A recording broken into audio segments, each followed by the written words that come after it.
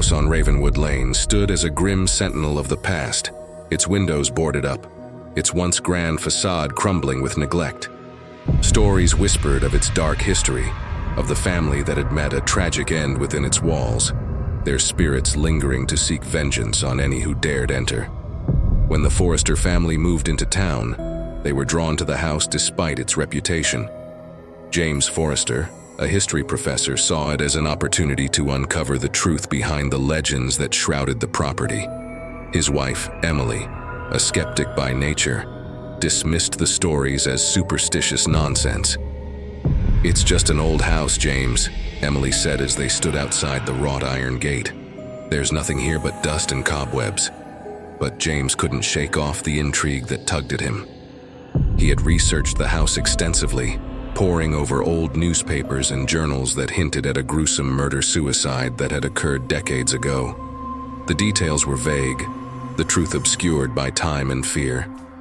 Ignoring Emily's protests, James convinced her to move into the house, promising that it would be a temporary stay, just long enough for him to unravel the mystery that had captivated his imagination. From the moment they stepped inside, the house seemed to exude a palpable sense of unease. The air was heavy with the weight of history, the walls whispering secrets long buried. Emily tried to dismiss her growing discomfort, chalking it up to the unfamiliarity of their new surroundings. But as the days passed, strange occurrences began to unsettle her. Footsteps echoed in empty hallways, doors creaked open on their own, and shadows danced in the corners of her vision. James, consumed by his research, brushed off her concerns, attributing them to stress and imagination. But one night, as Emily lay awake in bed, a cold breeze swept through the room, carrying with it the faint scent of decay. She sat up, her heart racing, and saw a figure standing in the doorway, its features obscured by darkness.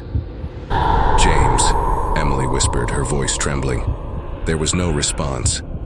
The figure lingered for a moment, then vanished, leaving Emily shaken, but unsure if what she had seen was real. The next day, Emily tried to confront James about the strange occurrences, but he was immersed in his research, his obsession with the house growing by the day. "We're so close, Emily," James said, his eyes alight with excitement. "I've found records that suggest there's a hidden room in the basement. It could hold the key to everything." Emily felt a chill run down her spine. "James, I don't think we should be doing this. There's something wrong with this house." But James was undeterred.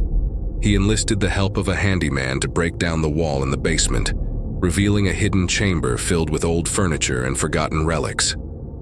As James sifted through the artifacts, Emily's sense of dread deepened. She couldn't shake off the feeling that they were tampering with forces beyond their control, awakening something that should have remained dormant. That night, as a storm raged outside, Emily woke to the sound of whispers echoing through the house.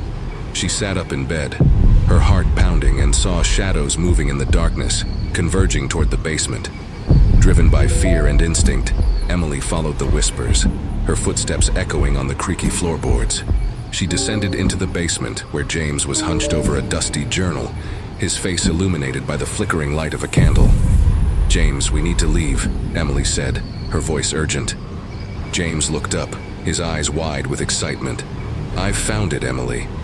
The truth behind the murder that happened here." But before he could explain further, a gust of wind blew out the candle, plunging them into darkness. Emily's heart raced as she heard footsteps approaching, slow and deliberate. "Who's there?" James called out, his voice quivering. A low, guttural voice responded, sending shivers down Emily's spine. "You should not have come here. The house demands blood." Before Emily could react, a figure emerged from the shadows, its features twisted in agony and rage. It was the spirit of the house's former owner, driven mad by centuries of torment. James scrambled to his feet, his eyes wide with fear. "We didn't mean any harm, we just wanted to uncover the truth." The spirit's laughter was chilling. "The truth is a curse, a burden that cannot be undone. You have trespassed on sacred ground, and now you must pay the price." With a wave of its hand, the spirit sent James flying across the room, his body slamming into the wall with a sickening thud. Emily screamed, rushing to his side, but it was too late.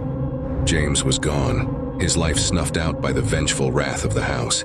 Trembling with grief and terror, Emily fled the basement, racing through the dark corridors, pursued by the echoes of the spirit's laughter. She reached the front door, flinging it open to escape into the stormy night. But as she stepped outside, she realized the horror was far from over. The house itself seemed alive, its walls pulsating with a sinister energy.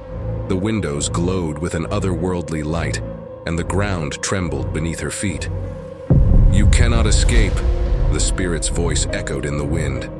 "The house claims all who enter." Emily ran, her breath ragged, her mind consumed by fear. She stumbled through the overgrown garden, branches grasping at her like skeletal fingers, until she reached the wrought iron gate. With one last glance at the house on Ravenwood Lane, Emily saw the spirits of its victims standing in the windows, their eyes hollow and accusing. She knew then that she had unleashed something beyond comprehension, something that would haunt her for the rest of her days. As she fled into the night, the storm raging around her, Emily vowed never to speak of the house on Ravenwood Lane, to let its secrets remain buried in darkness where they belonged. But deep down she knew that some horrors could never be forgotten, that some tragedies could never be undone. And so, the old house on Ravenwood Lane stood as a testament to the darkness that lurked within us all, a warning to those who dared to seek the truth in places better left untouched. If you enjoyed this story, make sure you like, subscribe, and hit that notification bell. We'll be back with more fascinating stories from the world of crime. Until then, stay curious and stay safe.